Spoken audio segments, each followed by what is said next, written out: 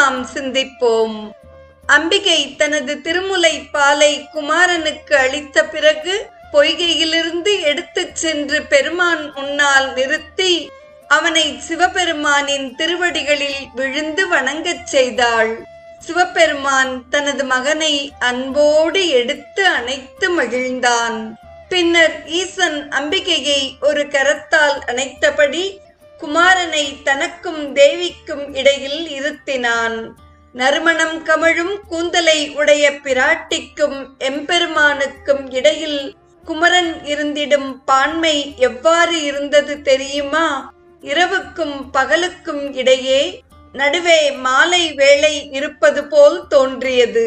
அம்பிகை ஷியாமளா நிறம் என்னும் பச்சை நிறம் உடையவள், அதாவது அவள் இரவை போன்றவள். சோதி வடிவமான பெருமான் பகலை போல் திகழ்பவன்.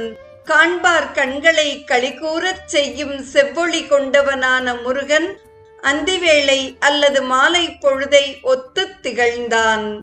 மெய்ப்பொருளாகிய இறைவனை சத்தென்று கூறுவர், ஞானாம்பாளாகிய இறைவியை சித்தென்று கூறுவர், மகிழ்ச்சியின் வடிவமான முருகனை ஆனந்தம் என்று கூறுவர்.